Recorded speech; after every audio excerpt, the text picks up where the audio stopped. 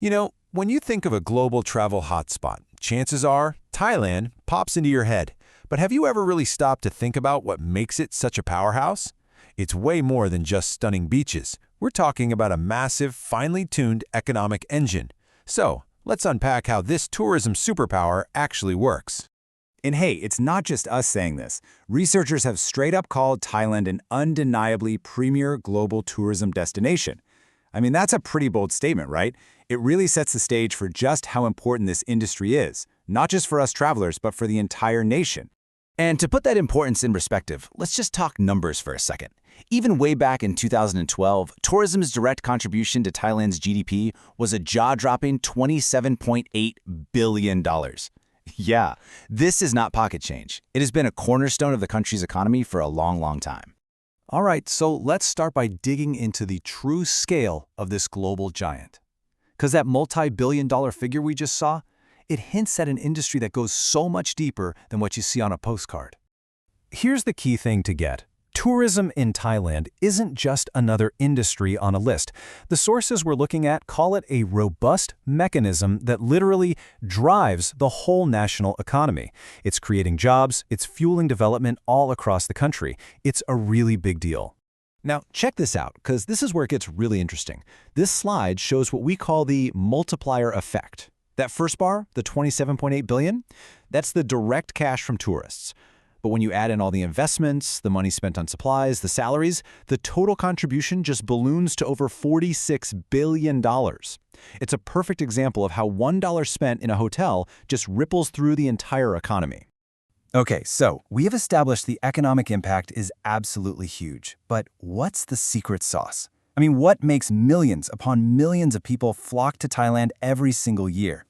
Well, that irresistible appeal really boils down to this incredible blend of nature and culture. And part of that secret is just how diverse it is. This is not a one-size-fits-all kind of place. Seriously, whether you're looking for ancient temples, you want to go on some crazy adventure, you need a chill spa retreat, or you just want to eat the world's best street food, Thailand has an experience ready and waiting for you. And you can see this diversity perfectly in the landscapes. You basically get to choose between two different kinds of paradise. You've got the lush emerald mountains up in the highlands, places like Chiang Mai, or you've got the iconic snow-white beaches of coastal gems like Phuket. It's this amazing natural range that sets the stage for everything else. But nature, well, that's only half the story. Layered right on top of that is this incredibly rich cultural tapestry. We're talking ancient temples that just whisper stories from the past, these vibrant, incredible festivals like the Songkran Water Festival, and of course, the warmth of that famous Thai smile and hospitality. It's that whole combination that makes it so unforgettable. Now, a tourism machine on this scale, it doesn't just pop up out of nowhere. No way. This was built piece by piece over centuries of history, smart strategy, and a whole lot of development. I mean, you can trace its roots all the way back to ancient trade routes, back when Thailand was this major crossroads for merchants and pilgrims. Then, boom, it shows up on European maps in the 1500s, putting it on the world stage. But the real game changer, that came in the 19th century, when visionary Thai kings started modernizing, laying the groundwork for the incredible infrastructure we see today. And that modern infrastructure is absolutely crucial. See, tourism is what they call a resource-intensive industry. Think about it. To handle millions of visitors, you need this incredibly complex system, a whole network of airports, a massive range of places to stay, from five-star hotels to hostels, and all the seamless services that make traveling feel, well, easy. So we've seen the scale, we've seen the appeal, we've seen the history. But the story isn't over, not by a long shot. Now, Thailand faces this huge challenge of figuring out what comes next. And this really brings us to the big, central question, doesn't it? When you have this massive flood of people coming to see your natural and cultural treasures, how do you stop those very treasures from being, well, loved to death? Can this kind of paradise actually last forever? This slide lays out the core problem perfectly. On one hand, you've got these really serious challenges, like environmental damage and just plain old overcrowding. But what's so fascinating is how these emerging trends offer a path forward.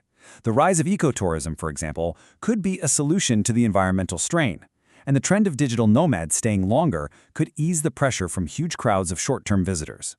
And Thailand isn't just sitting back and waiting for these trends to happen. they're actively adapting.